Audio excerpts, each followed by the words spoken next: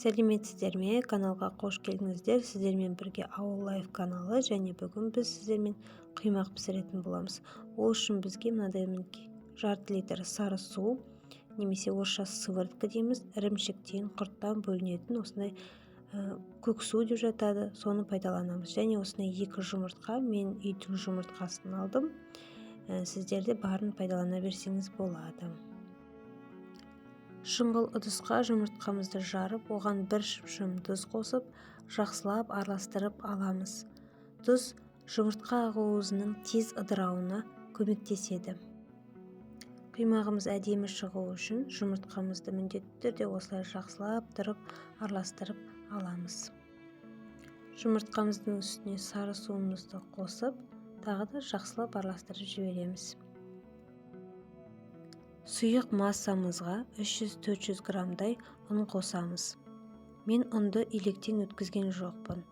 Себебі көк суға қосылған ұн өте тез әрі біркелкі болып араласады. Мінекей 2 минут уақытта өткен жоқ араластырғаныма, масса өте біркелкі, ешқандай түйіршігі жоқ. Өзімізге тәтті ұнайтын болғандықтан мен 3 ас қасық қант қостым.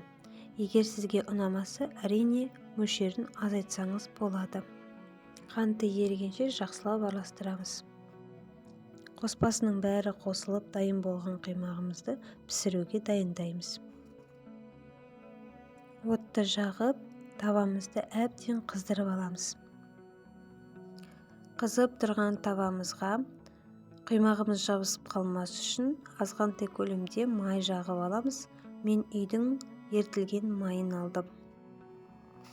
Қызып тұрған табамызға құймағымызды құйып, жан-жағына жеткенше табамызды айналдырып, әп-әдемі етіп дөңгелек етіп, құймағымызды пісіре бастаймыз. Құймағымызды әрине екінші жағына аударып, екі жағынан да пісіріп аламыз. Көк суымыздың арқасында ерекше дәмі бар тәтті құймақтарымыз дайын. Видео ұнаса, каналға жазылып, лайк басып, тіркеліп кетуді ұмытпаңыз.